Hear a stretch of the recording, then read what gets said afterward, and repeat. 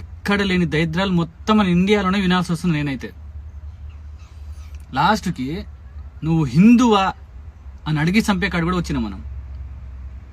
దీని కారణం ఎవరు? మనమే, వేరే వాళ్ళు కాదు, మనమే. ఎందుకంటారా? కరప్షన్. మాట్లాడితే కరప్షన్, సెల్ఫ్నెస్. నేను ఒక్కడనే బతకాలి, నా చుట్టుపక్కల వాళ్ళు చచ్చిపోయినా నాకు పర్లేదు, నేను మాత్రమే బతకాలి అనుకునే కాడికి వచ్చినాం మనం. ఇప్పుడు 27 మందిని చంపాడాడు, మూటా ఉంది, చంపారు, అడిగి అడిగి మరీ చంపారు. క్లియర్ కట్ చెప్తున్నా, అక్కడ ప్రతి ఒక్క మాటలో తెలుస్తుంది మనకి. అడిగి మరీ చంపడం, పాయింట్లు తీసి చూసి మరీ చంపారు. అంటే వచ్చినోడు ఎవడు?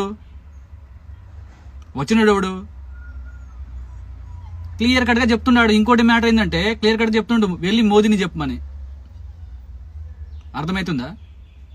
అంటే ఏం చేయలేరు, ఏం పీకలేరు, మేము ఇట్లనే చెప్తాం, ఇట్లనే చంపుతాం. అరే మన కాశ్మీర్లో వచ్చి చంపి రేపు మన ఢిల్లీ కూడా రావచ్చు, మన హైదరాబాద్కి రావచ్చు, మీ ఇంటికి కూడా రావచ్చు. దానికి కారణం ఎవరు? నువ్వు నేను కాదా? పైసలకు అమ్ముపోవడం కాదా అది? అరే ఆడదాకేందుకు, రేపు నీకు 10 లక్షలు ఇస్తాం, మీ అమ్మని చంపేయమంటే చంపేస్తావు నువ్వు, అంతేగా. ఛే, ఈ ఇంకా ఎన్ని ఘోరాలు చూడాలి వస్తుందని నా మీద నాకే ఆయాసం వేస్తాను తెలుసా. పక్కనూరు నుంచి రాడు, మనలో నుంచే వస్తాడు. వాళ్ళు మన పాకిస్తాన్ నుంచి వచ్చిర్రా మనకి చంపడానికి? ఏం మా గేట్లు లేవా? మేము లేమా ఆడా? మేము కాపులు కాస్తున్నాంగా. ఎక్కడి నుంచి వచ్చినాడు?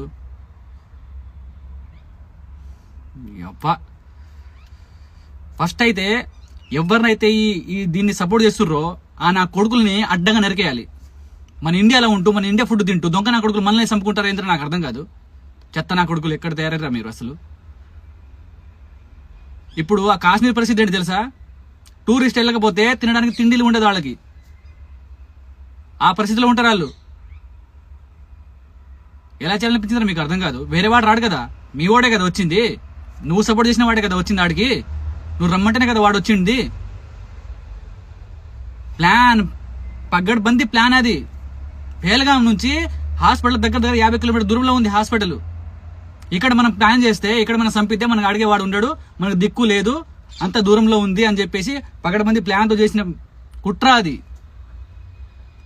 పరాయి దేశం నుంచి వచ్చి మన ఇండియాలో తిరిగి చూసి చెయ్యడు, మనలో ఉండి మనమే సపోర్ట్ చేస్తాం వాళ్ళని. సిగ్గులేని బతుకులు మనకి తెలుసా? ఘోరం కోపం వస్తుంది నాకైతే. వీడియో చేద్దాం అని చెప్పేసి నేను సైలెంట్గా ఉన్నా. ఎందుకులే ఇంత దారుణంగా ఒడిగడతారు, ఎందుకులే అని చెప్పేసి నేను సైలెంట్గా ఉన్నా. కానీ నా వల్ల కావట్లేదు.